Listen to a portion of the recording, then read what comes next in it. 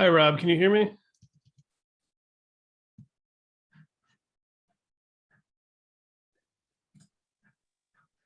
Can you hear Hey, me? Connor. Yeah. Hey, you How can you hear doing? me?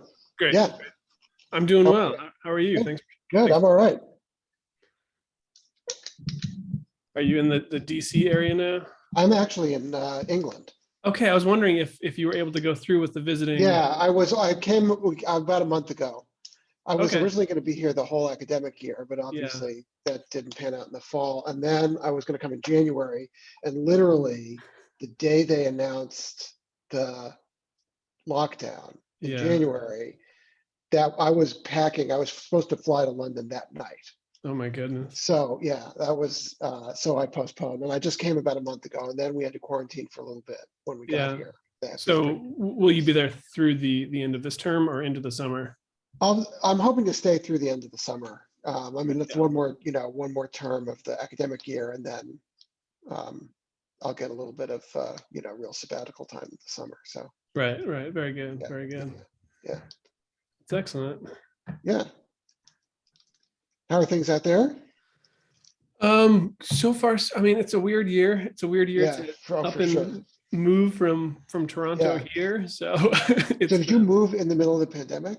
so Did you start we when went did you? lockdown last March, and then that through June or July, left, moved here, have been That's here, crazy. and so it's just a very weird way to integrate really- into a new university.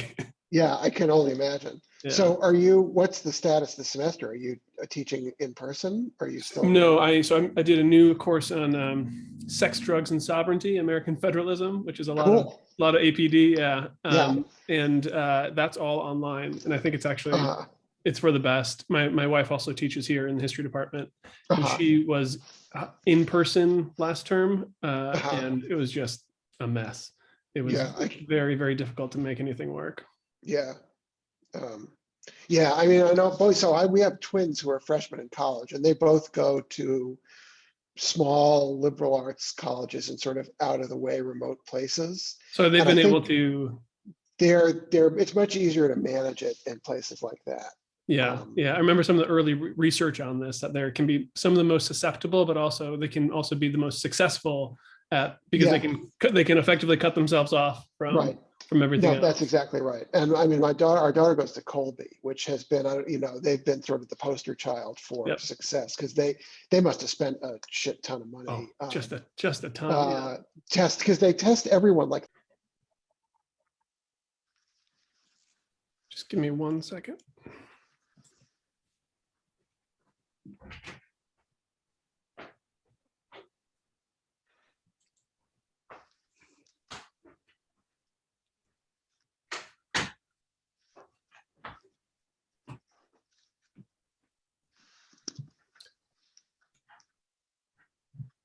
All right, got one last admit that we're letting in, then we'll get started as soon as that person's here. Okay, great. Welcome, everyone. It's wonderful to have such a strong turnout, not only at the end of the week, but at the end of the week before spring break. But given our guests, I'm not at all surprised. Just as a quick caveat, it would be challenging enough to adequately introduce just one of today's speakers. So I'm not even going to attempt to do justice to their considerable accomplishments, not only in scholarship and teaching, but also in academic and field and discipline leadership. But I will note a small set of their works through which I know them best. While I don't want to saddle Rob and Suzanne with any of the decisions I've made in my career, I will say that encountering their work as a graduate student set me on a path that I'm still happily following today. So with that, I'll just give a couple brief words of introduction. Suzanne Mettler is the John L. Senior Professor of American Institutions in the Government Department at Cornell University, a scholar of American political development, public policy, political behavior, and inequality. She is the author of the award-winning Soldiers to Citizens, the GI Bill, and the Making of the Greatest Generation, and Dividing Citizens, Gender and Federalism in New Deal Public Policy, as well as what I think is a equally remarkable book, The Submerged State, How Invisible Government Programs Undermine American Democracy. She's the recipient of both a Guggenheim Fellowship and a Radcliffe Fellowship. Robert Lieberman is the Krieger-Eisenhower Professor in the Johns Hopkins Department of Political Science, a position he assumed after serving as the Provost of Johns Hopkins from 2013 to 2016. This year, he is the Winant Visiting Professor at Oxford, and fortunately, he did make it there, so he is coming to us from Oxford tonight for him. He's a scholar of American political development as well, race and American politics and public policy. He's the author of also the award-winning book, Shifting the Color Line, Race and the American Welfare State, and Shaping Race Policy, the United States in Comparative Perspective. I'll also note his 2002 article, Ideas, Institutions, and Political Order, Explaining Political Change, which I think occupies a special role in not only APD, but in the broader conversations that it has started. Along with Rick Vallely, Robert and Suzanne edit the incredibly valuable Oxford Handbook of American Political Development. The title of their talk today is The Recurring Crises of American Democracy, which is based on their recent book with the same subtitle. The full title of that book, published last year by St. Martin's Press, is Four Threats: The Recurring Crises of American Democracy. I'll drop a link in the chat for those who are interested, and will say now only that I cannot recommend it highly enough. Among many other things, I think it's a model for how a historically rooted political science, one that is sensitive to the role of time and the operation and development of politics, policy, and political institutions, how that approach to political science can not only illuminate some of the most important features of America's past, but also how it can speak to its most pressing current challenges. And that, I think, is both the significance and the triumph of the book they will talk about this afternoon. There could hardly be a more important topic today than the status of and prospects for American democracy. For this reason, we're very fortunate not only to have them with us, but also to have them engaged in this essential work. So with that, I will hand things off to Rob and Suzanne.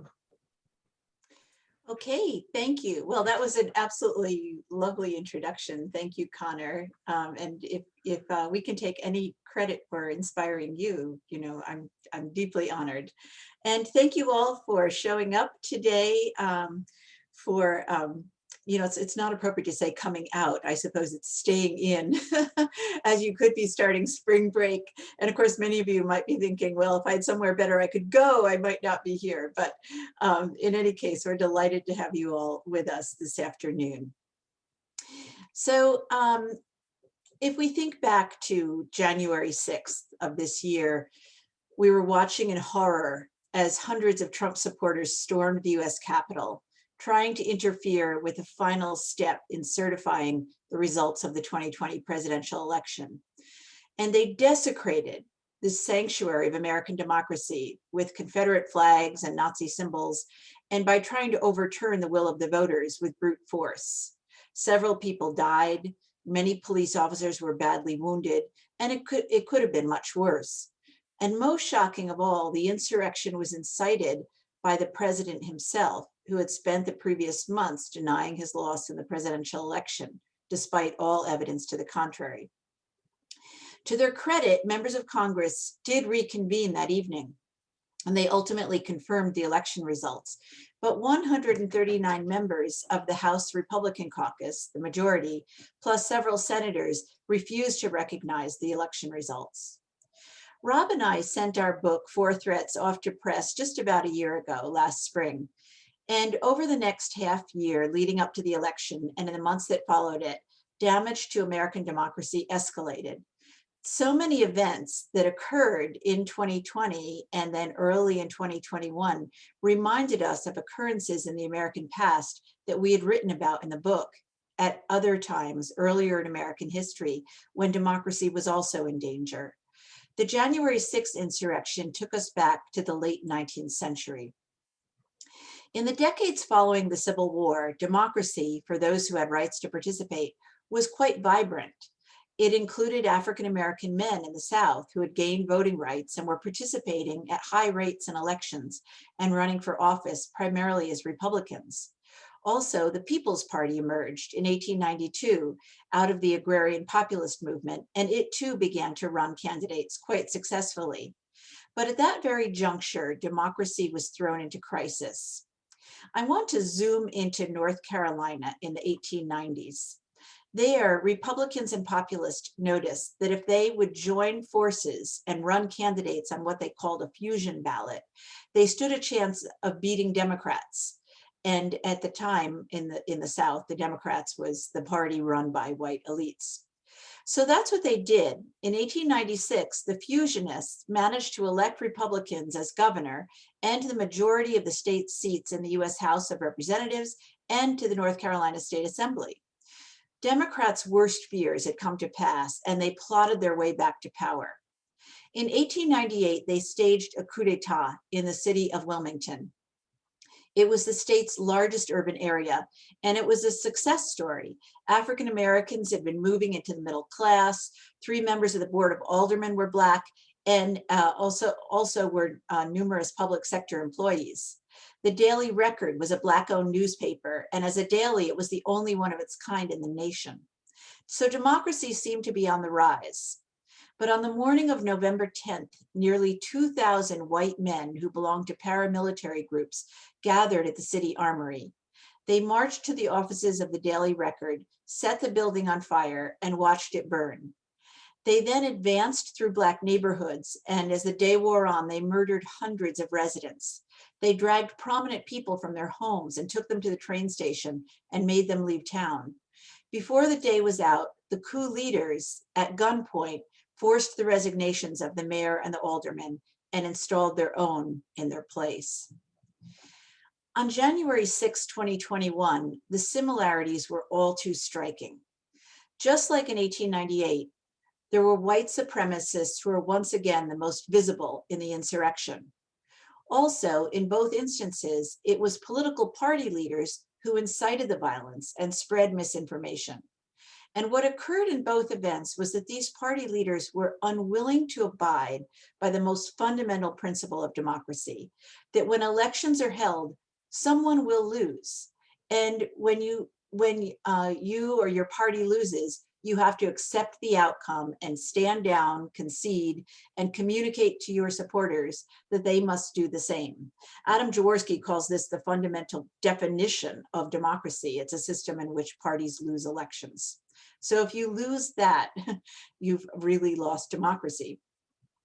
The overarching question for our book is whether we should also be fundamentally worried today. Is American democracy genuinely in peril? Now, some would say that despite everything that has happened, that democracy has prevailed, and we did have a transfer of power, even though it was not as peaceful as usual. Many think the United States is protected by having the oldest constitution in the world, complete with its system of checks and balances intended to fragment power.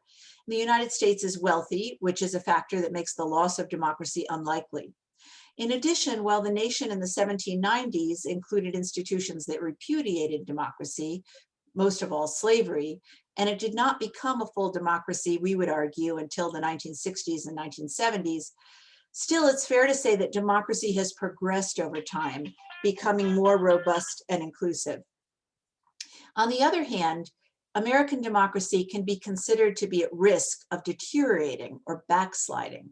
As we've learned from scholars who study democratic deterioration in other nations, these days we don't tend to see democracy taken at the barrel of a gun or canceled elections or the disbanding of a legislature. Rather, it tends to happen in more subtle ways. Typically, elections are still held, and yet democracy decays. A nation becomes a kind of hybrid with some democratic features, but not others. And this has been called by Steve Levitsky competitive authoritarianism. In other words, we shouldn't be thinking of an on-off switch for democracy or not democracy, but rather of a kind of continuum. And the question should be whether we're moving toward a full democracy or backsliding in the direction of autocracy. So that is the task that we undertake in our book. We examined 5 earlier periods in American history when people were concerned about backsliding. And we observed the patterns that ensued, and then we analyzed the contemporary period in light of what we've learned. Now, by democracy, we mean a system of representative government with accountability to citizens. And there are 4 pillars that make this work.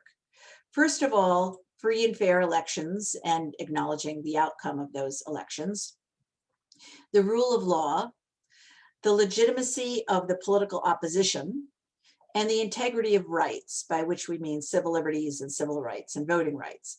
And these 4 features give us indicators that we can assess in each of the 5 periods and the present to see whether democracy is advancing or retreating.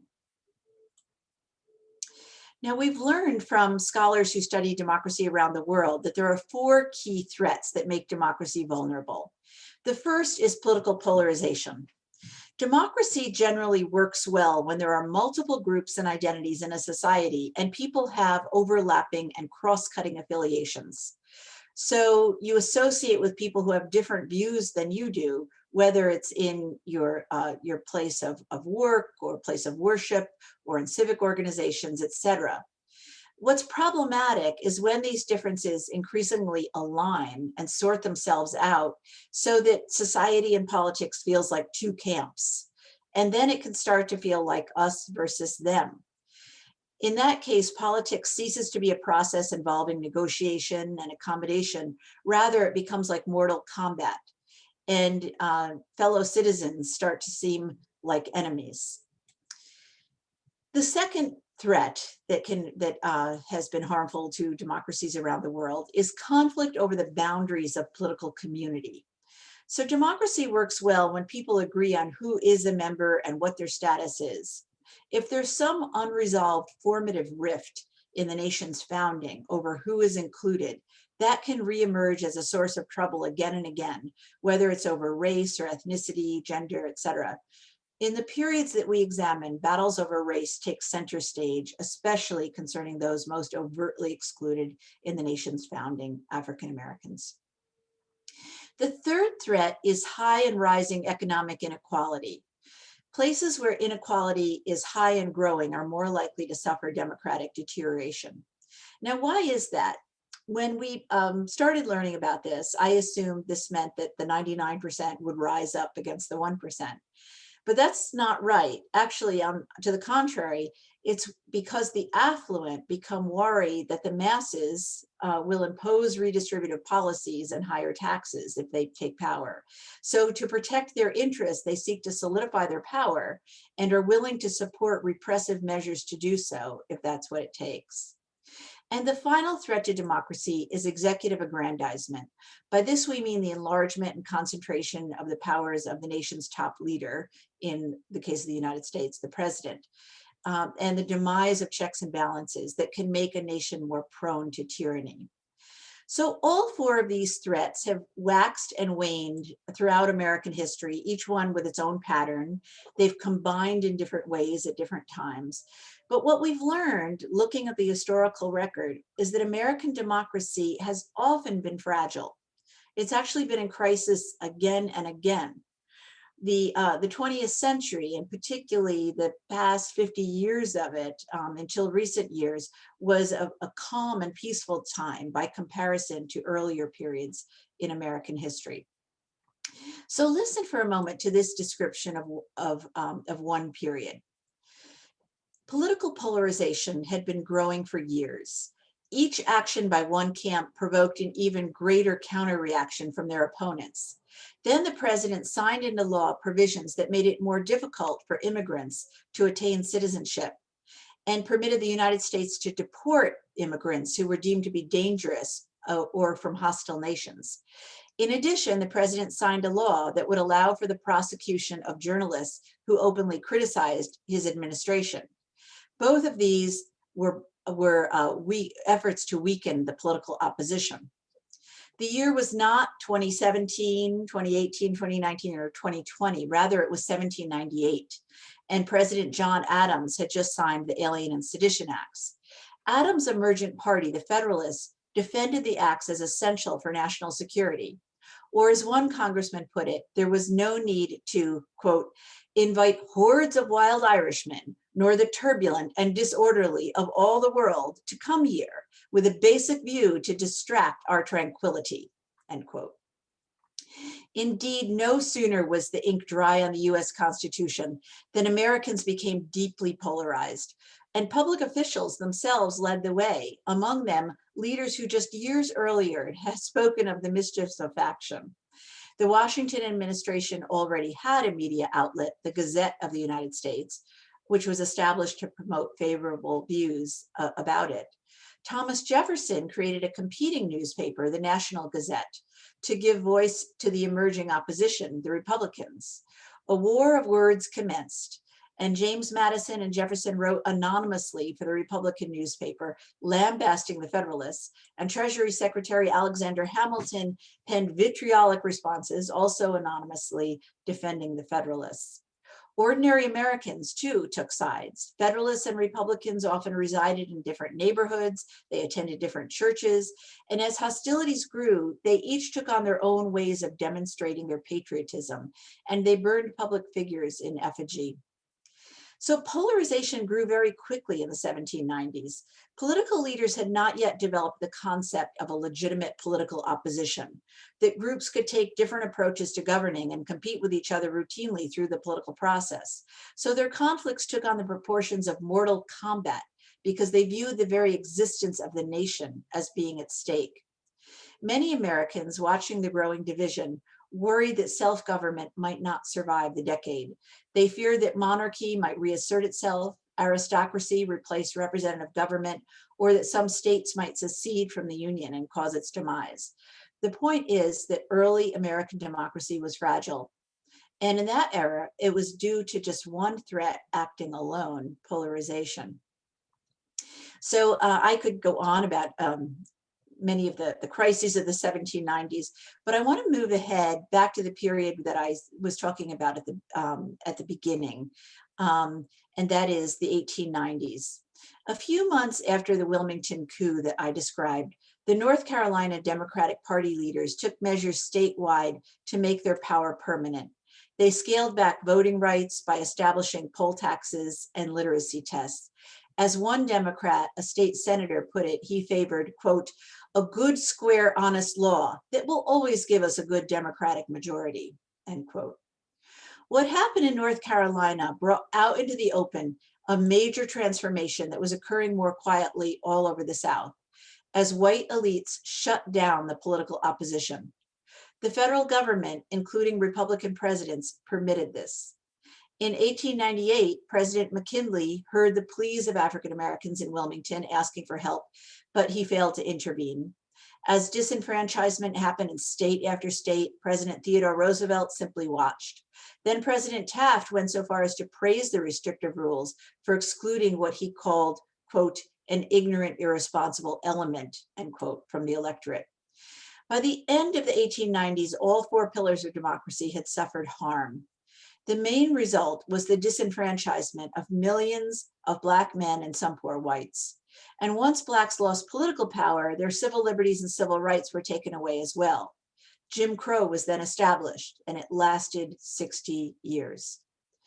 And white Southern elites regained extra political power, not only to rule in their own states as autocrats, but also to exercise an outsized voice in national politics for the next half century. And now I'll turn things over to Rob. Thanks, Suzanne, and thanks to Connor for that really generous introduction. We're delighted to be here. So as Suzanne said, I'm going to pick up the story in the 20th century. The 19th century, as Suzanne outlined, saw twice the convergence of three threats: polarization, conflict over membership, particularly race, and economic inequality. The first time in the 19th century those threats converged was the 1850s and the run-up to the Civil War, which we haven't talked about tonight, although it occupies a chapter in the book, and that's perhaps the gravest failure of democracy in American history. The story of American politics in the 20th century is largely a story of the rise of the fourth threat, and that is executive power, executive aggrandizement, mostly in a context when the other three threats were receding or were relatively low. And this, obviously, the story of the growth of executive power in the United States is a long and complicated one. Our story, we pick up the story in the 1930s, and particularly in 1933, when Franklin Roosevelt takes power at a moment of deep economic and political crisis. It's essentially the trough of the recession when Roosevelt becomes president. And many supporters of Roosevelt, many liberals, expected and in fact hoped that Roosevelt would essentially assume dictatorial power in the United States, emulating the transatlantic drift, emulating things that were happening in Europe. Many liberals, including people like the columnist Walter Lippmann, urged him to do so.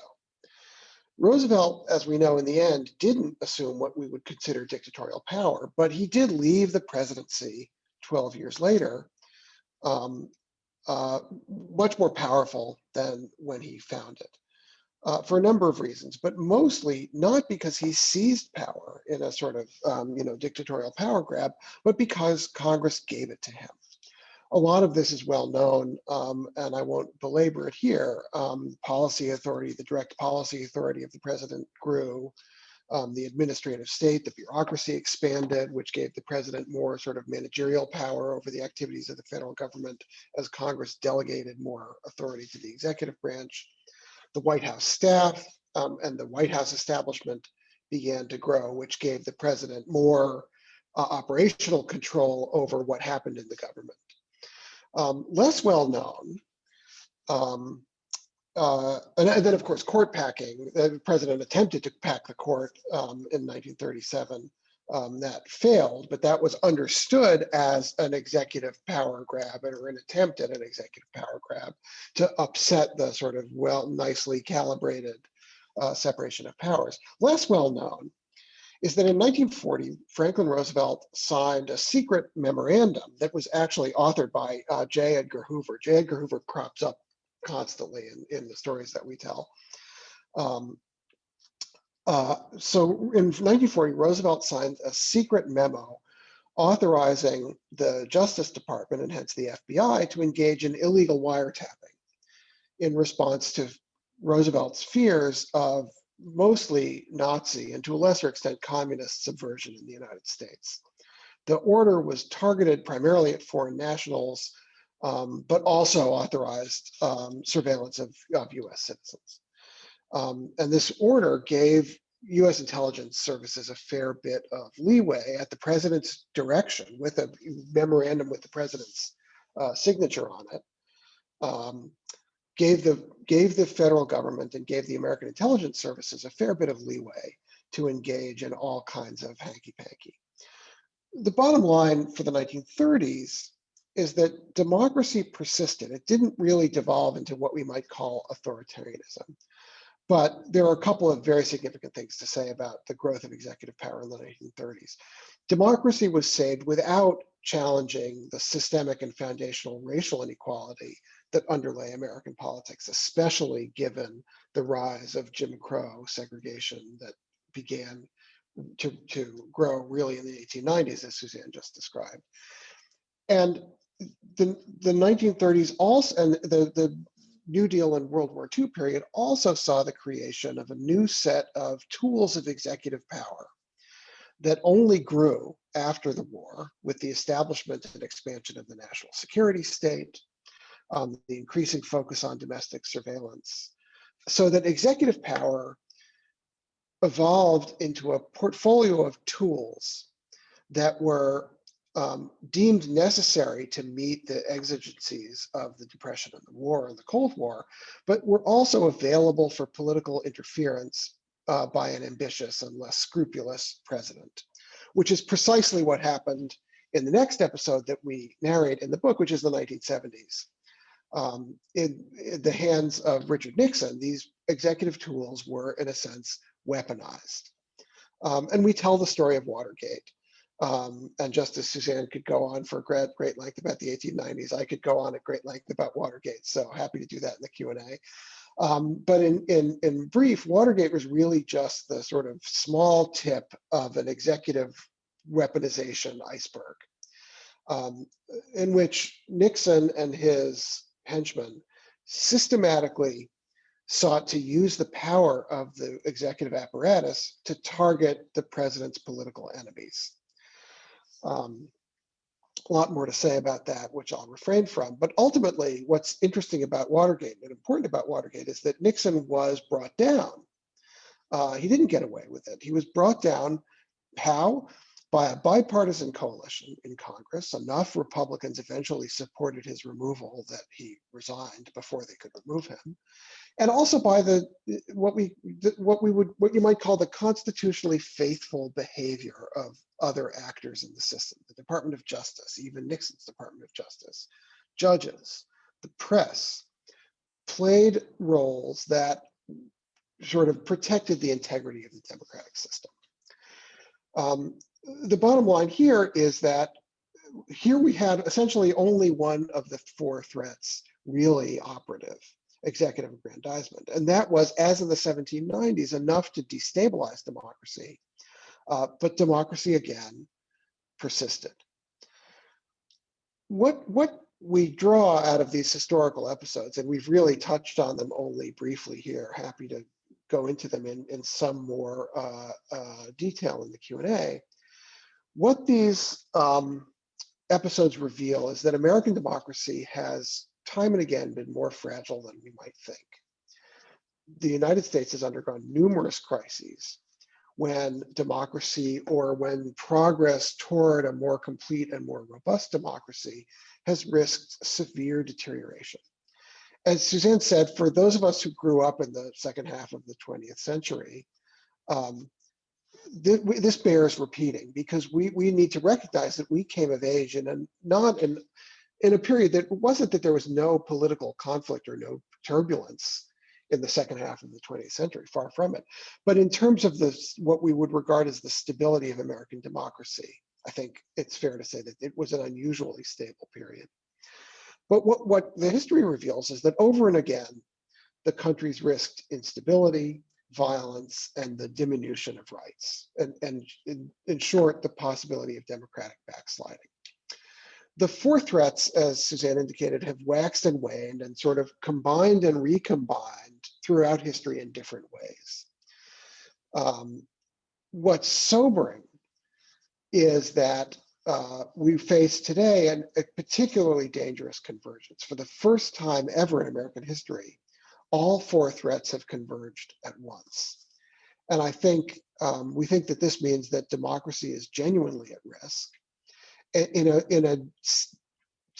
a deeper sense than, you know, the rise or fall or absurdity of any particular individual or leader who we might or might not want to talk about. Again, a lot of the story about the convergence of the threats today is familiar.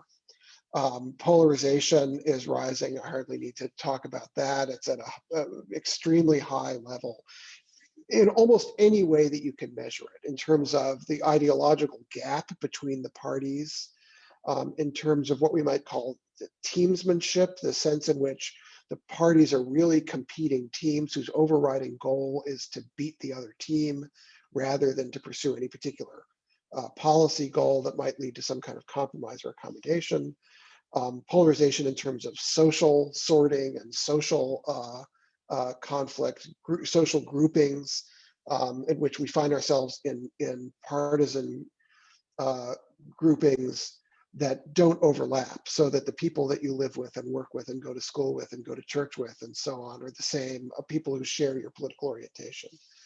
We are really sorting ourselves out into two separate teams. This is, of course, not a symmetrical phenomenon. One party, I think it's safe to say, has gone seriously off the rails and is increasingly, and still, I would say, behaving almost like an anti-democratic, anti-system party that's willing to go to any lengths to win elections, to wit the law that was just passed in the state of Georgia restricting voting rights there substantially. It may not go too far to say, as Daniel Ziblatt, our colleague in political science, has said, that the Republican Party is the most serious threat to American democracy today. So that's polarization. Number two, conflict over membership that Suzanne described. Particularly race and immigration have become the critical flashpoints in of conflict in American politics. And more important than that, that's in a sense always true. But they have become increasingly fused with partisan division. racial resentment, which is one of the ways that political scientists and political psychologists measure racial antagonism. Racial resentment is rising among white Republicans and falling among white Democrats. Republicans are increasingly becoming essentially the party of white nationalism. So that conflict over race and partisan conflict align with each other. We hardly need to describe rising economic inequality. It'll be very interesting to see how the recently passed stimulus package, COVID stimulus package, if that's able to really turn the tide on rising economic inequality, as some analysts have suggested. But that's quite a serious, we're at quite a serious inflection point in terms of economic inequality. And executive aggrandizement has continued to rise, not just not just under presidents of one party or another, but presidents of both parties increasingly find themselves stymied by gridlock and inaction and instability in Congress, and find themselves looking for tools that they can use to act unilaterally. This was true in the George W. Bush administration, in the Obama administration, and certainly in the Trump administration. And shows no really, we'll see about the Biden administration, but think about the flurry of executive action that he engaged in the first month or so. We want to emphasize that these threats and the rise of these threats predated Donald Trump, or the former guy. I like the way Biden refers to him. And we agree with that. Trump is a symptom rather than a cause of the democratic dysfunction. He actively intensified them. He seemed to have an unerring instinct to make things worse, and the examples of that are really too numerous to mention. The attributes of democracy, these pillars of democracy that Suzanne mentioned, suffered real damage under these conditions over the last few years. Free and fair elections, despite the fact that the 2020 election, presidential election, was in the end, I think, a success. And I say that not because of the outcome, but because of the extremely high voter turnout, what seems to have been a very smooth and regular and fraud-free and problem-free election under really extraordinary conditions. But we still see, and we're still seeing voter suppression on a large scale. This this law that was just passed in Georgia, again, is the tip of a very large iceberg. I think there are several hundred state laws or state bills that are being considered along the same lines. And this has become the flashpoint now in Congress, whether or not the Senate will pass the new Voting Rights Act. So free and fair elections are certainly under assault. The rule of law, I think, has taken a beating in the last few years. The idea of a legitimate opposition, this sort of us versus them polarization that Suzanne described, makes a legitimate opposition very hard to sustain. And rights are clearly under assault. All of the consequences of all of this damage, I think, were on full display in ways that we all saw just a few months ago on the 6th of January. But I think, and I think we're all breathing a sigh of relief now that the former guy is gone, and you don't wake up every morning with a pit in your stomach before you pick up your phone to try and see what crazy things happened overnight. I think the questions that this leaves us with are, what do we do? Where do we go? This is a hard problem. Our diagnosis doesn't really necessarily give a clear roadmap forward. We need to understand what kinds of reforms might improve the commitment to democracy. But I think that's the bottom line, is that we need to find a way to make democracy itself an important priority. And if there's a bit of ray of hope here, I think it's that Americans still do believe in democracy, in democratic values across lines of party and ideology.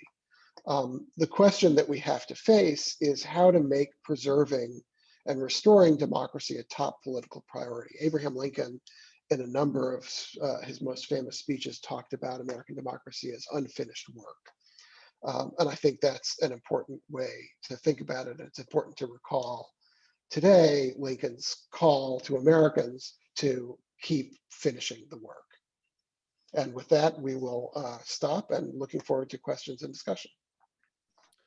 Wonderful. Thank you very much. We already do have a growing list of questions, which is great. I'll just remind everyone, feel free to throw your hand up or to send me the question, and I can get you in.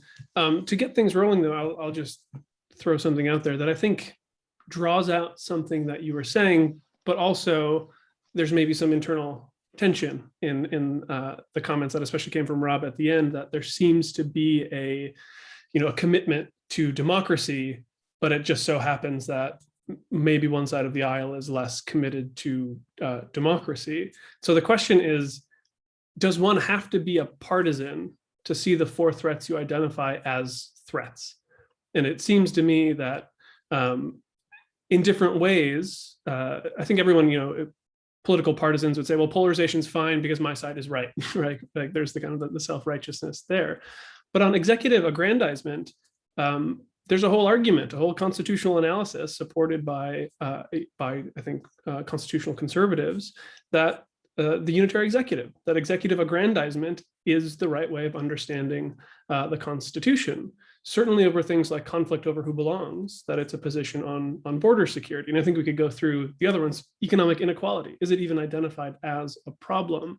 So must one take a partisan position?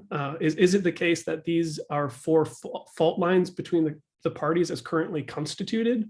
Or is there still room where those divisions don't clearly cut between left and right, between Democrat and Republican?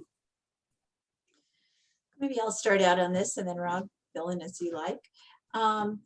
So I think, it is fundamentally problematic when you have a two-party system if one party decides it's not going to play by the basic rules of, upholding the rule of law, recognizing the outcome of elections, et cetera. So, we learned from the comparativists that when you have a multi-party system, if you have one party that is behaving this way, which is not uncommon, then the other parties will work together, will come together to alienate that one party, that one fringe party that is misbehaving itself. But what do you do when one of the major parties in a two-party system is unwilling to play by the basic rules of democracy? I mean, that is fundamentally problematic.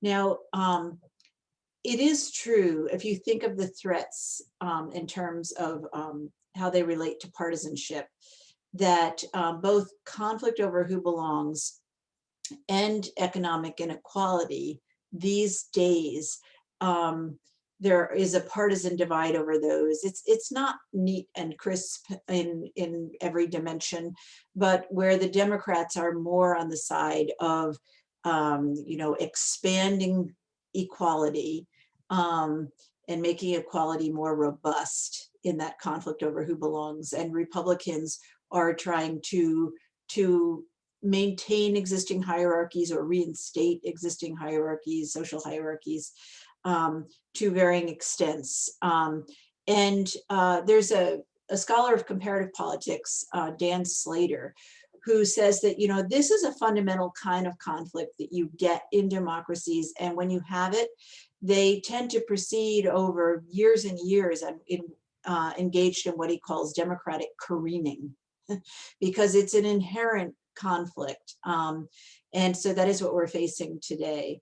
The fourth threat, though, executive aggrandizement. Well, it's true, Connor, that there are conservatives who particularly defend that theory of the unified executive. It's also the case that both Democrats and Republicans have built strong executive power. So that's a little different than the others, that in the contemporary period, it really starts with FDR, and president after president of either party grows the powers of the president and hands off those tools to the next president, regardless of their party. So that has been more shared across the aisle. Yeah, I just add, I think that's all exactly right. I just add that what that highlights, especially what Suzanne just said, is that what's really dangerous is the combination of threats. It's not, I mean, executive power, excessive executive power is challenging on its own. But executive aggrandizement in the presence of polarization, for example, is especially dangerous because it gives a powerful president both the motive and the opportunity to use his power to target political enemies rather than to pursue even a partisan or a policy program. And that's what I think our analysis highlights, is it's the overlay and the combination of threats that's particularly dangerous. Great, thank you. We'll go first to a student, to Kirsten Ehlers. Hi, hello. Thank you so much for this talk. I just had a question kind of about something that you talked about at the beginning. You mentioned the 1790s era. And so I just wanted to ask you, so if we see these periods of threats and the same type of threats that reoccur throughout the United States, how would the reflection of leaders in the 1790s era differ from those of today's leaders, specifically dealing with these crises if they just keep reoccurring? I know you cited January 6th, so that as a most recent example, what do you think, how do you think they would differ? Thank you, Kristen. So is the question, how would leaders in the 1790s respond? Is that what you're? Yeah, just how they would differ from today's response. Right. That's a really interesting question. And it's probably going to be one I'll be mulling over for a while. But my first thought is to say this, that the leaders of both the Federalists and the Democratic Republicans in that period of time were to varying extents still pretty elitist. I mean, the Federalists were more so, but they didn't have this idea of mass democracy that we have today. That's true, the Federalists in particular. I mean, it was fascinating to study the 1790s and to learn about George Washington's reaction, for example, to the creation of the Democratic Republican societies, which were these groups that today we would recognize as citizens engaged in trying to be good citizens by forming together, learning about issues and speaking to informing themselves and being involved in between elections. And George Washington's view was that was totally inappropriate, that it was one thing for people to vote, but aside from that, they should leave things to their betters to be governing. And so it's hard to imagine. I mean, today, polarization is such an intense dynamic with both a mass and an elite dimension that is driving it. And like, for example, right now, these restrictions on voting that Rob was talking about, that, the governor of Georgia signed into law last night, the way this is being framed is that Republican elected officials are responding to their base, which is very energized and is demanding these things to happen. And that's really different from the 1790s. I mean, Jefferson and Madison, Jefferson in particular, were talking about the role of citizens and that was important, but it was, nothing like the kind of mass democracy we have today. But I'd also just point to a couple of things about the 1790s that are I think revealing. One is the Whiskey Rebellion, this tax revolt in Western Pennsylvania over a tax that was part of Hamilton's financial plan, in which at one point George Washington himself, this was the president of the United States, led troops on horseback himself. Like he's out there on the horse with his sword drawn and, against American citizens. The rebels had disappeared, smartly, I think, disappeared before he showed up. But, this was the United States Army led by the president of the United States. I mean, talk about commander in chief, directly confronting its own citizens. That's one kind of response that you saw to this kind of polarization in the 1790s. The other thing I would add is just to sort of punctuate the media wars, those newspaper wars that Suzanne alluded to when she was describing this period before. These dueling newspapers that the two sides had, in which they would write these anonymous, essentially op-eds. The media wars in the 1790s made, Fox News and MSNBC look like a sort of well-mannered garden party. These were direct, scurrilous, personal attacks on each other from behind this shield of anonymity. That was really, damaging, and made you, when you read them, you wonder how these people thought that they could be part of the same country. And that one side could sort of govern the other side with any kind of fairness or equanimity. And that's what I think the texture of the 1790s that feels so familiar if you think about the way things are happening now. Now, obviously, we didn't see the president of the United States on horseback, on January 6th, but almost. So, there are differences, but the parallels are pretty striking. Thank you. Alexander Galvin has a question that's somewhat close to Kirsten's. Hi, thank you both so much for leading this discussion today. It was really great. I appreciate you guys devoting your time today to talk to us. My question was about economic inequality. One of you mentioned how economic inequality can be dangerous to a nation's democracy. And often when redistribution is attempted or implemented by the government, it serves as a flashpoint for a nation's wealthy to try to implement authoritarianism in order to protect that wealth from redistribution. I was wondering if either of you knew of a case in either American history or another nation's history where economic inequality was able to be addressed without this authoritarian backlash happening. So, Albert, thank you so much for that question. I'll try to reflect on that a bit.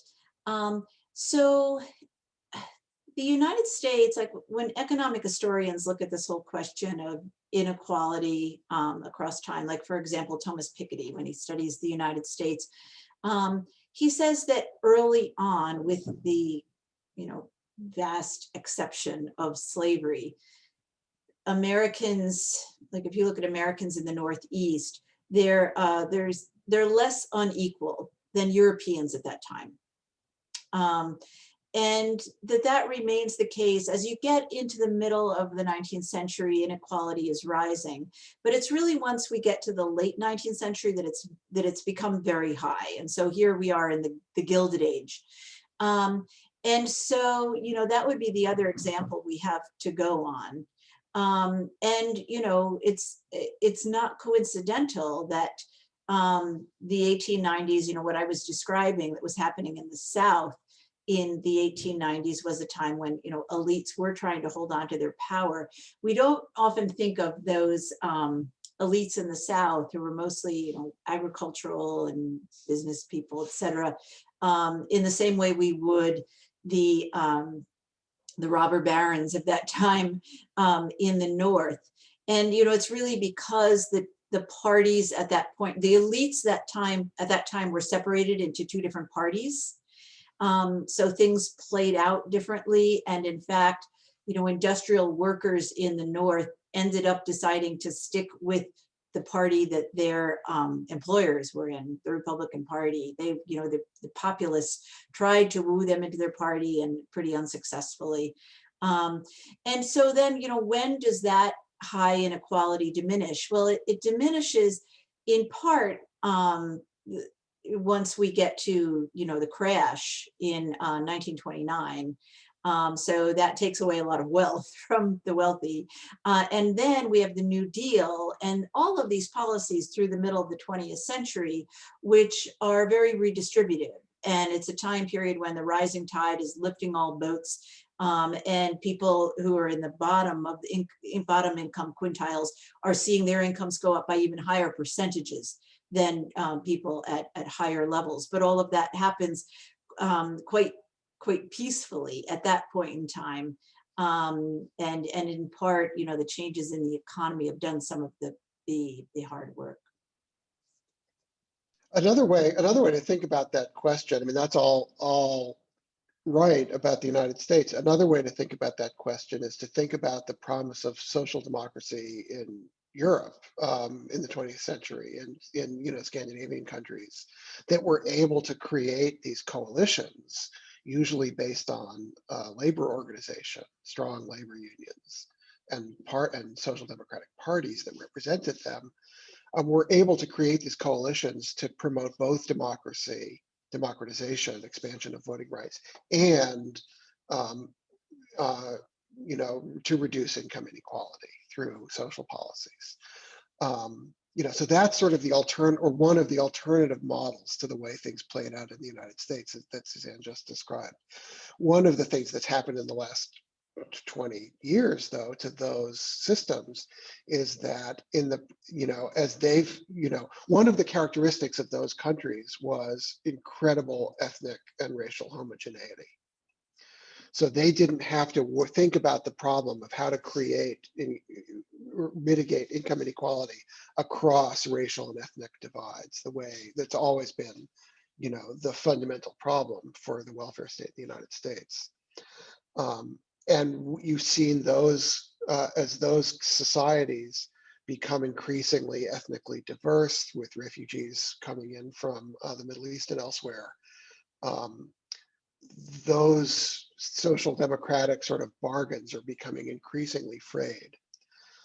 So again, we're highlighting the combination of threats, right? Inequality is a problem, and if the only thing we had to deal with was inequality, we kind of know how that goes, right?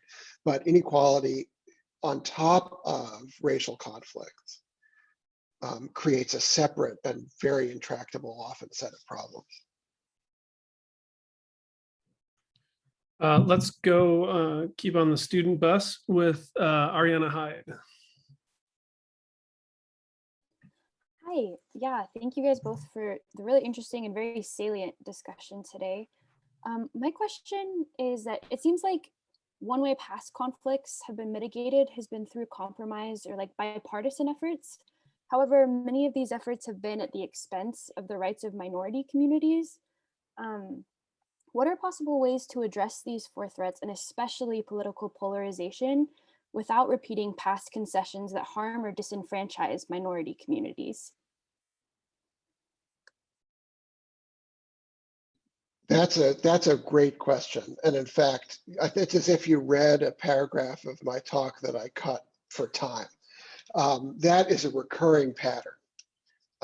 That's really, when you line these episodes up against each other, is really apparent, exactly as you say, that the settlement, the compromise, the deal, the outcome of these crises, often, as in the 1890s, involves rolling back rights for minorities, or as in the 1930s, sort of just pushing them off to the side and agreeing not to deal with them. And I think, the challenge of American democratic history has been how to create a truly multiracial democracy. I'm filibustering because I don't really have an answer to the question, but I think that's the challenge. If there's another ray of hope for American democracy that we can glean, I think, from the last year, at least for me, it's the way the Black Lives Matter protests played out last spring and summer after the George Floyd and other killings. Not just the existence of the protests, but the sort of breadth and depth. We saw protest activity and serious-minded protest activity, not just in the places where these things happened, not just in the sort of places you would expect, big cities that have large minority populations. We saw them all over the country, in small towns and rural places. We saw a whole array of different kinds of people engaged in protest activity who you wouldn't necessarily expect. You know, this is not a magic bullet. There's a lot of work to be done and a lot of politics and conflict between here and there. But there was at least a momentary sense, I think, last summer that we were beginning to grapple in a serious way with exactly the problem that you put your finger on, which is that the you know, sort of advances in democracy or the settlement of democratic crises have often come at the expense of people of color. And if we can begin to figure that out, then I think we will have made some progress. I think that probably the most promising way to proceed right now, and in a way it's, you know, this opportunity that's afforded by the crisis of the pandemic, is to do what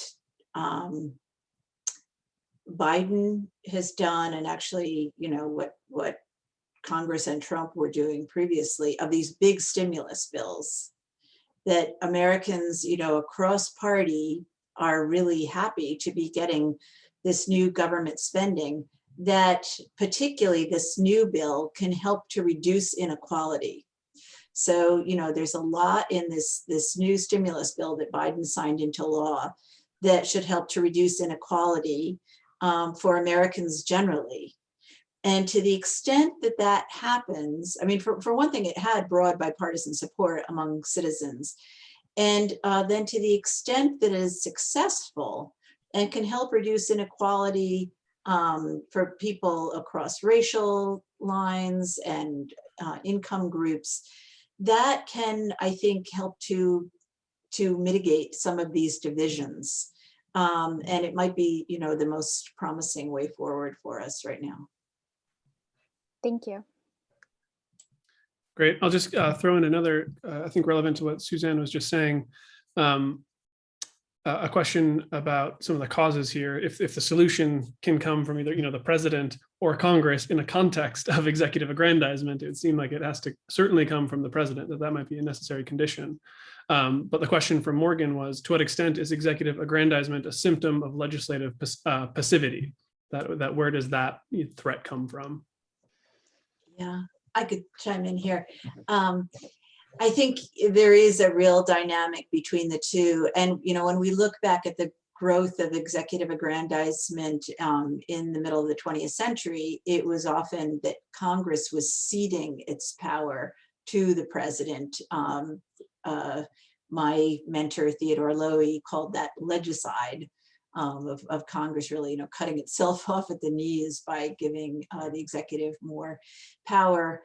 And I think one of the effects of growing polarization has been to make Congress more dysfunctional, more unable, have a more difficult time to pass major legislation, even when it's on things like minimum wage and gun control, et cetera, that the majority of the public is in favor of. It's just very difficult given the structure of our Congress, the institutional design combined with polarization. So then when Congress can't act, and here in our, you know, contemporary democracy, citizens really want government to be responsive and to do things, presidents are best able to do something. And so particularly if they increase their powers along those lines, but it makes presidents very tempted to use the various tools they have that Rob was talking about in order to be responsive. So I think there is a dynamic there that occurs.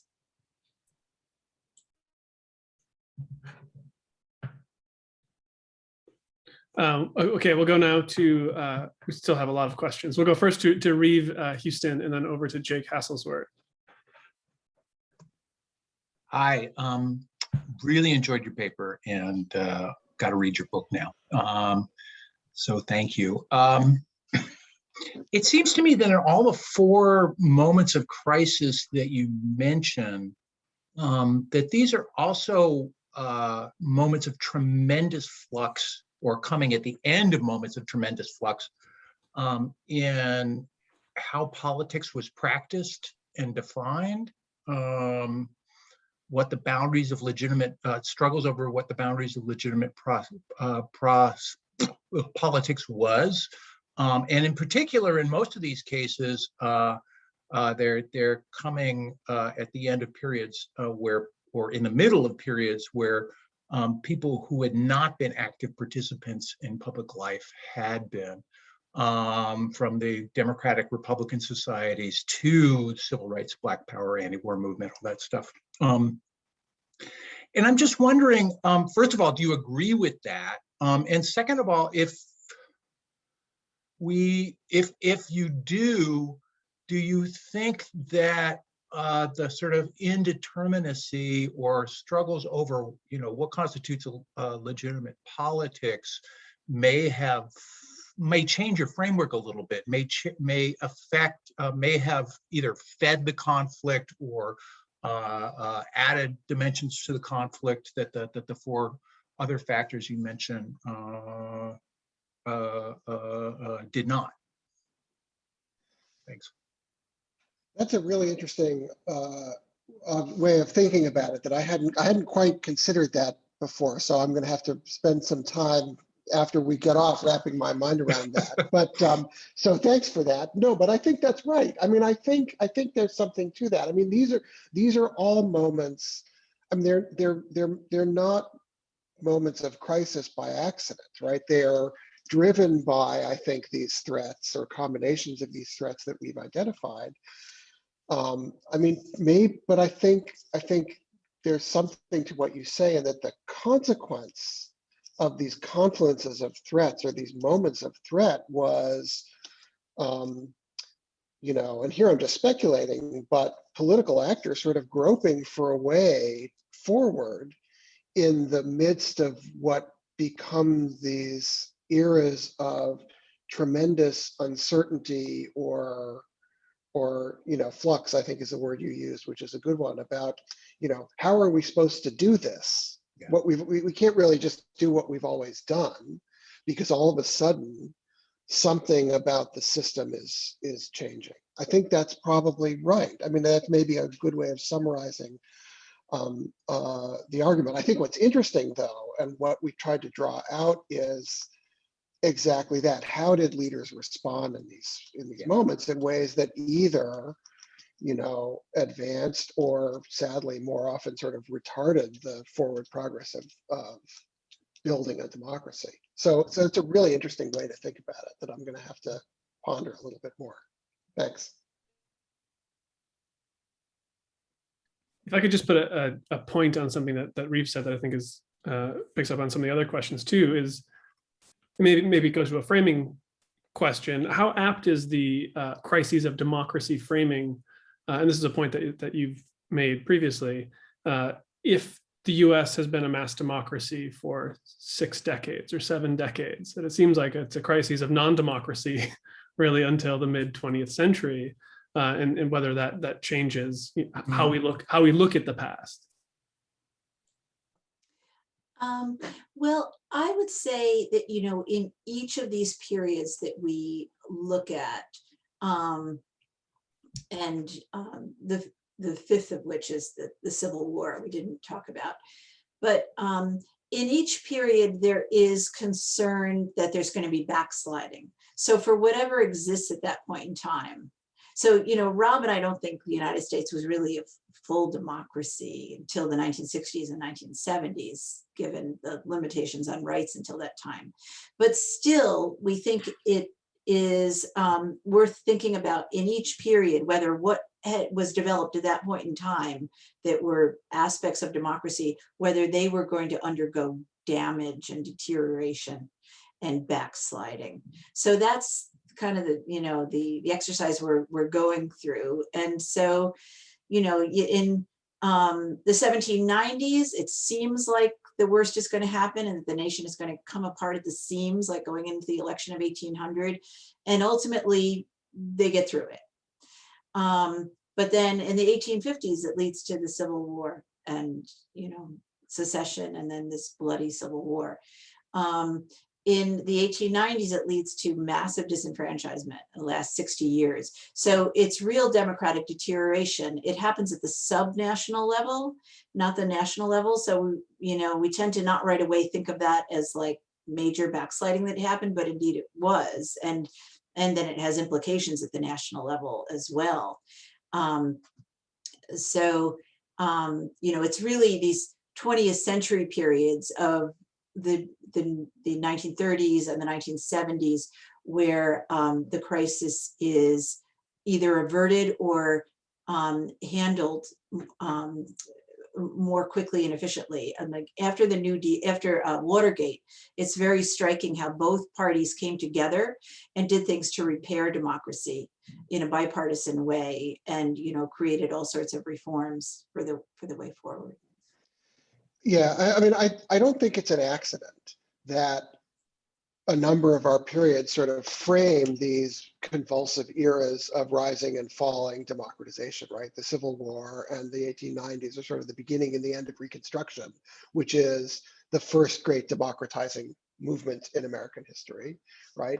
The 1970s comes right after the Civil Rights Revolution, when Nixon is trying to position himself as the, you know, the sort of what we would now think of as the crypto Trump, right? He was the tribune of the disaffected, you know, forgotten silent majority, whatever he called them, you know, the parents and grandparents of the people who show up at Trump rallies, right? And it's not an accident that the last diehard supporters that Nixon had in the Senate, who would have still voted against conviction if he had been impeached, were Southern Democrats. You know, the day before he resigned, James Eastland, the senator from Mississippi, the great, you know, one of the great segregationists of the 20th century, comes to the White House to pay him a visit and to tell Nixon, this is a Democrat, to tell Nixon how much he admired him and was going to miss him. So, you know, I don't think it's an accident that the arc of these crises is framed by these sort of democratizing, the push and pull of racial democracy. Now we'll go over to Jake. Hi, thanks to you both. I really enjoyed the talk. I think, you know, as broad a view as we could take of American history, and but still focused in a way that's, as you know, sadly timely, right? So my question was going to be kind of generally about what commonalities you see for how American democracy has emerged from these crises. But I think you've covered some of that ground in other responses. So I'm going to focus a little more specifically on the polarization part of it. So I know intellectually that polarization has waxed and waned through American history, but in my lived experience, it's only ever gotten worse, right? That's all I know. And I find myself realizing that I don't even know what it would look like for it to get better, because it's not just that it's gotten worse over the past several decades, but it seems to kind of draw on its own momentum. It's you know, sort of a vicious cycle sort of effect. So I wonder if you could share some historical insight on, you know, what is it, these periods of declining polarization in the past after these crises, you know, why did they happen? Is there some kind of economic realignment, or is it, you know, I mean, is it being invaded by the British, right? Which I don't know what, I mean, we're in the middle of a global pandemic and that doesn't seem to have united us. So I don't know if the British invading would do the trick either, but any thoughts you have on that, I'd be really interested to hear. Yeah, I have some thoughts. They're probably not very satisfactory as answers to what you're asking, which is really the big question. And one thing I would point you toward is, you were talking about how polarization, like, it takes on a life of its own. It's not a static state. It, you know, once it's in place, things tend to get worse and worse. Rob and I are co-editors of a volume that will be coming out later this year from Cambridge University Press, in which Eric Schickler and Paul Pearson have a chapter where they make that argument really well, and both in theoretical terms and historically about how that dynamic plays out. Yeah, you know,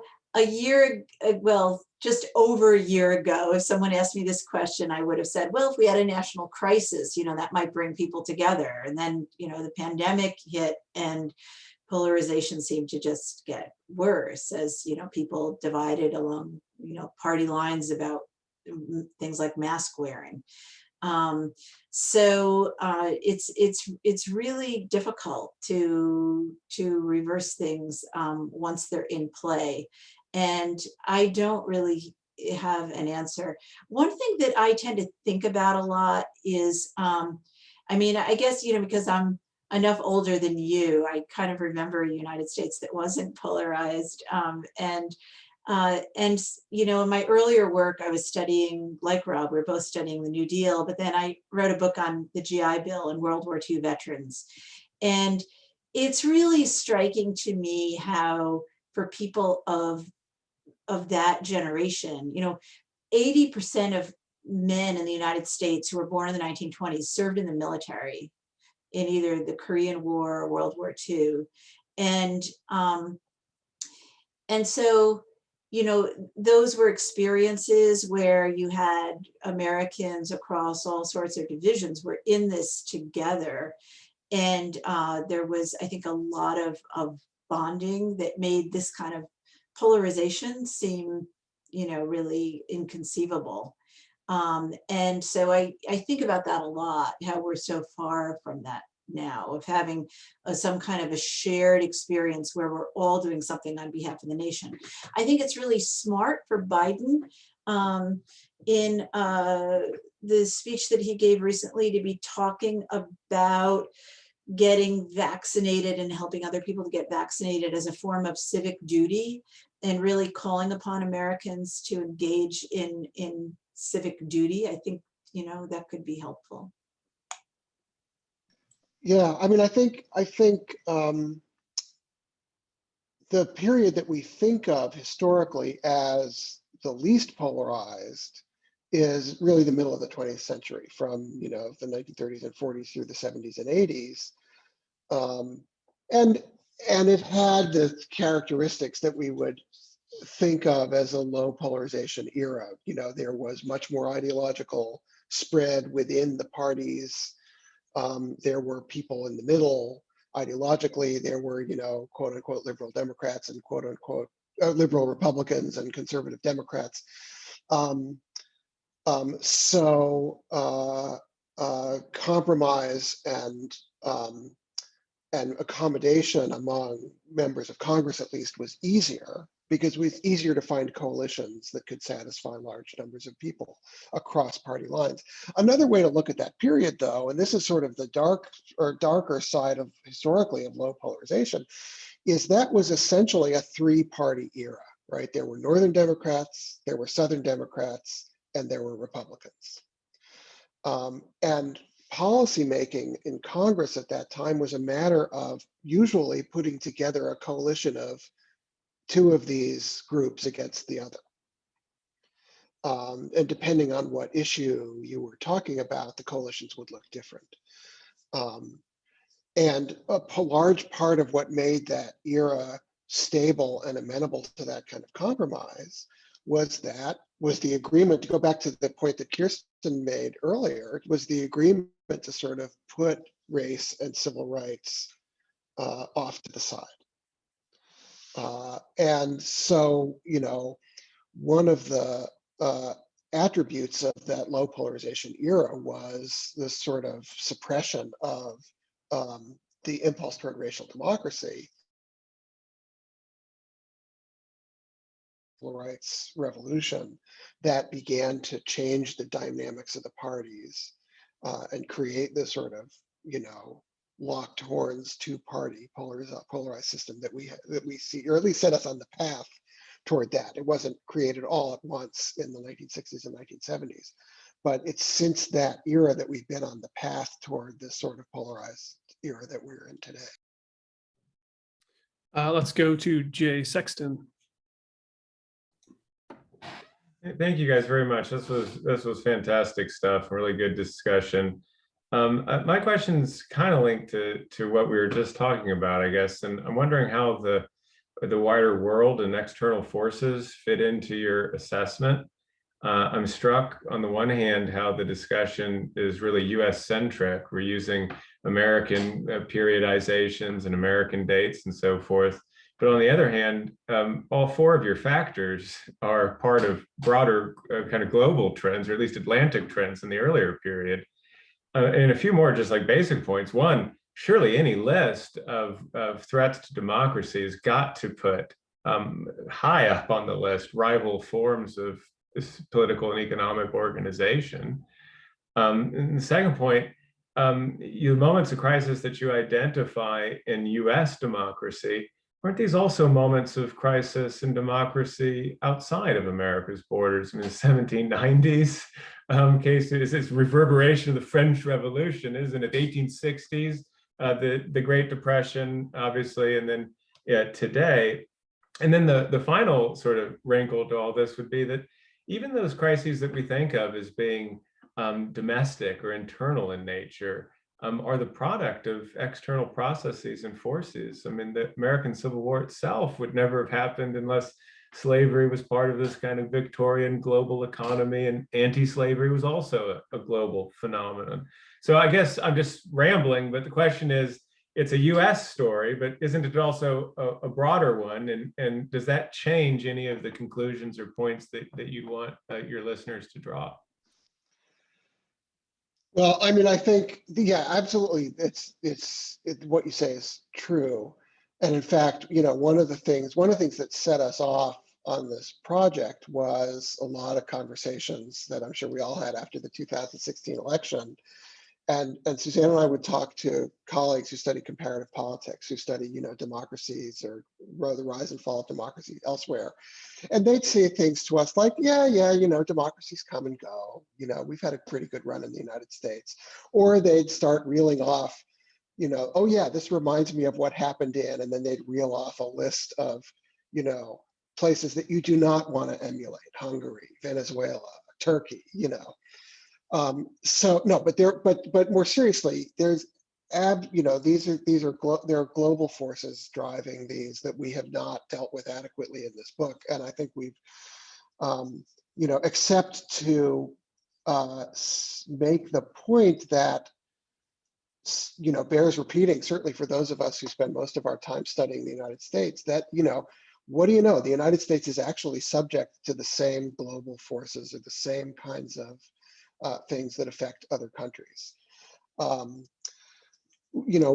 So there's, and I think you could probably reproduce some of this analysis in other national cases, right? That is kinds of challenges of economic inequality and polarization and conflict over membership, especially involving race and immigration. Or things that you could finger in other crises of democracy elsewhere. In fact, we learned these lessons by thinking about comparative politics. I'm dancing around the question, though, about the sort of global forces that are impinging on the United States, which is something I think we probably write a whole nother book about. But certainly you have to take seriously that each of these crises is part of a sort of global wave of challenges to democracy or conflict over democracy. Yeah, I don't think I have anything to add to that. I think it's an excellent question, and it begs a book of its own. And that I'm not volunteering to write that book. I think there are others, and maybe you, Jay, who are poised to write that book. But a lot of our point was to say, I think that in the United States, there's long been the thought that the nation had this resilient democracy. And our point is, no, like other countries, democracy can be vulnerable here too. And in fact, it has been in the past, and it's been responsive to the same kinds of forces that have affected other countries around the world. But it certainly would be valuable to think about, what are the forces that are affecting many countries right now, and in the same way, why is that happening? And then how do different countries respond to these? It's really striking. In the 1930s, it was fascinating for us because we'd both written earlier books about the 1930s, but to look at it with these questions was different. And to realize that many Americans at the time were really afraid that the United States was going to go, the route of what they were seeing in Europe, that there was going to be the rise of fascism of some kind, or something like Nazism, some kind of totalitarianism. And in fact, there were some who were encouraging Roosevelt to seize more executive powers, to rule in a dictatorial way to meet the crisis of the Depression. So it was really striking that Roosevelt manages to navigate the country through that without going in that direction. But it would be really valuable to think in a more, to put things in an international context. I certainly agree. So we'll go from the global again back to the domestic into something that you've both worked on, which is federalism. And Eric asks, how does the institution of federalism play in your story, especially in relation to the pillar of free and fair elections? And I think more broadly, how does subnational and national democracy interact or relate within your understanding of the crises of democracy and the need to restore and preserve democracy? Well, I guess one of the things that was really striking to me in thinking about the comparison between January 6, 2021 and what I described as that coup d'etat in Wilmington in 1898 is that, what happened in Wilmington, it was part of something that happened across the South, that all of these states, most of them more quietly without a coup d'etat, Southern Democrats seized voting rights of African Americans, squashed them, and therefore they were able to rule without competition for the next 60 years. But it happened at a subnational level. By contrast, today we're seeing not 3 threats converge, but 4 threats converge, and they're happening not at the subnational level, but at the national level, the seat of national government. So that is really serious. It means we're in a much more serious time right now. So that's one of my, reactions about the national versus the subnational level. And, Rob, maybe you'd like to reflect on the federalism question more. Yeah, well, I was thinking along the same lines. I mean, it's large. The story we tell is largely a national story, but it's often these challenges are batted back and forth between the federal government and state governments. The story that we tell in the book about the 1850s, which we haven't talked about so much tonight, is largely not about national politics, but about Kansas, which was sort of a harbinger of the violent conflict over slavery that came to the national stage later. And this is a story of competing, of violence over election, of election fraud, of pro-slavery and anti-slavery forces in the territory. Wasn't a state yet, having competing state territorial legislatures, because they didn't recognize the legitimacy of the election that was held by the other side. So one of the things that I think that's happened, certainly in the 19th century, is that the states were really a sort of training ground or proving ground for trends that happened later on. So I think there's a sense in which that's not really a story about federalism, but it is a recognition that one of the features of the United States is that there are a lot of different forums in which different levels at which these conflicts can be played out. And that's something we've seen repeatedly. Great. And I'll just note in part in the broader APD world, there's some really interesting stuff happening on the subnational democracy. Jake Grumbach's work and Phil Rocco in particular in puzzling through what that looks like and how to measure it. We do have time for one more question, and I want to make it both practical and it's something that I know is close to your hearts and minds and what you think about. And that's from Claire Smart, is what role do you think higher education or the academy should play in mitigating and addressing the current threats to our democracy?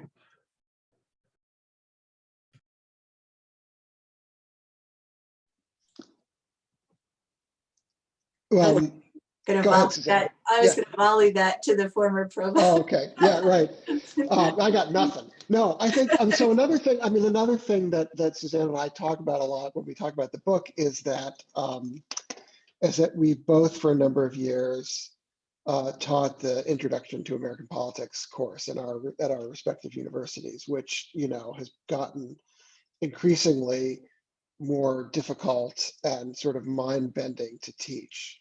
The sort of American government as Madisonian clockwork that we learned about in graduate school, back in the late Renaissance you can't teach that anymore because it's just not true. But the serious point here is that I think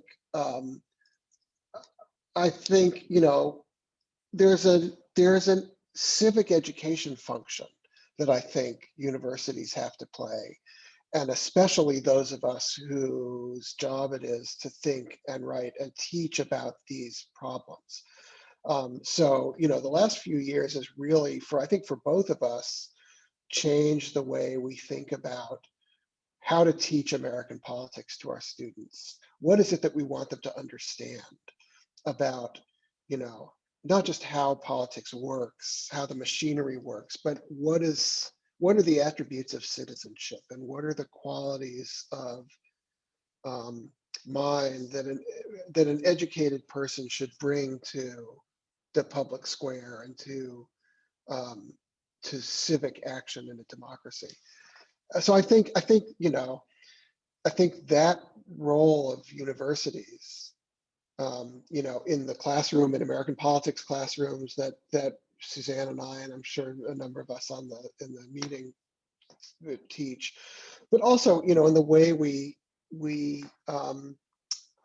think about training our students. I think that's really important. I think it's a critical mission of universities to carry the flag for democratic values. And that doesn't mean that we shouldn't be prepared to disagree regularly and vigorously about what's best in any given policy argument or what the best course is at any given time.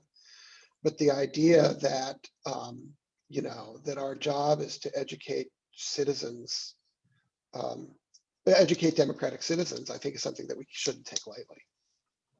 Yeah, I agree with all of that. And I think also for us in for all of us as in our role as scholars, we need to be aware that to a lot of people in the United States, we simply look like elites who are, out of touch with most Americans. And I think we have to, make sure that's not the case, resist that, and also to take a role in trying to, explain the findings from our research in ways that are easy to understand for a broad audience, to explain things that we have learned through our research that are conducive to democracy, that can help society in whatever way.